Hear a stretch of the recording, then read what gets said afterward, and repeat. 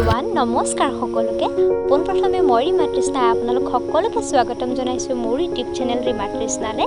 বন্ধুসকল, আজি মই আপোনালোকৰ মাজলৈ লৈ আনিছোঁ আপোনাৰ প্ৰশ্ন আমাৰ উত্তৰৰ পাৰ্ট 4ৰ ভিডিঅ'টি। আকৌ মই আনিছোঁ আপোনালোকৰ কাৰণে নতুন 20টা প্ৰশ্ন। আশা কৰোঁ আপোনালোক অকণমান হ'লেও উপকৃত হ'ব। যদি ভিডিঅ'টি চাই ভাল পায় আপোনালোকে লাইক কমেণ্ট কৰিবলৈ একেবাৰে নাপাহৰিব। তেতিয়াহ'লে আহক আমি ভিডিঅ'টি পলম নকৰি আৰম্ভ কৰোঁ। 1 নম্বৰ, অসমত পোৱা বন মানুহ বিধক কি বুলি কোৱা হয়?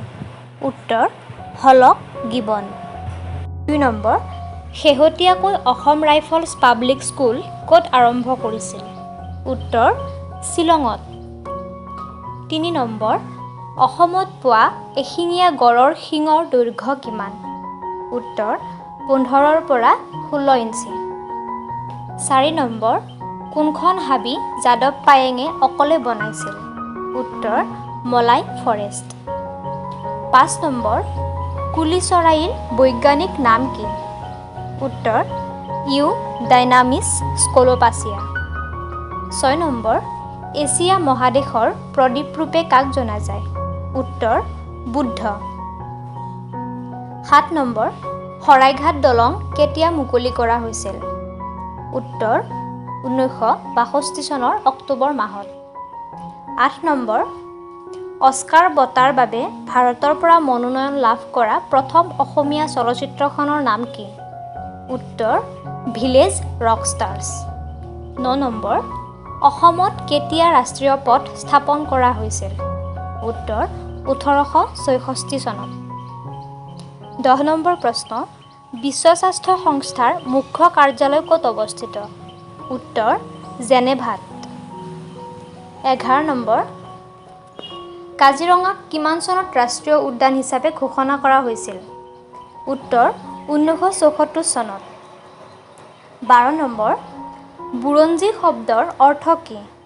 উত্তৰ বুৰঞ্জী শব্দৰ অৰ্থ হৈছে নজনা কথাৰ ভঁৰাল। 13 নম্বৰ, আধুনিক অলিম্পিক খেল প্ৰথমে ক'ত আৰু কেতিয়া অনুষ্ঠিত হয়? উত্তৰ 1896 চনত এথেন্সত। 14 নম্বৰ, অসমৰ জাতীয় সংগীত অ মোৰ আপোনাৰ দেশ পোনপ্ৰথমে কোনখন আলোচনীত প্ৰকাশ পাইছিল? উত্তৰ বাঁহী আলোচনীত। 15 নম্বৰ, অৰুণোদয়ৰ বাতৰি কাকতৰ প্ৰথম সম্পাদক কোন আছিল? উত্তৰ ডক্টৰ নাথান ব্ৰাউন।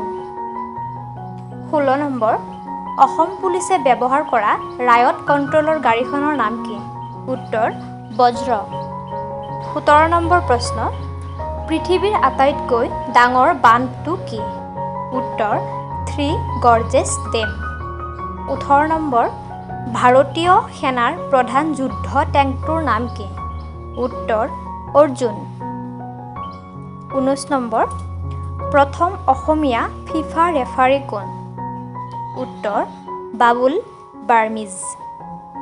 20 নম্বৰ, ভাৰতৰ আটাইতকৈ দীঘল দলং কোনখন?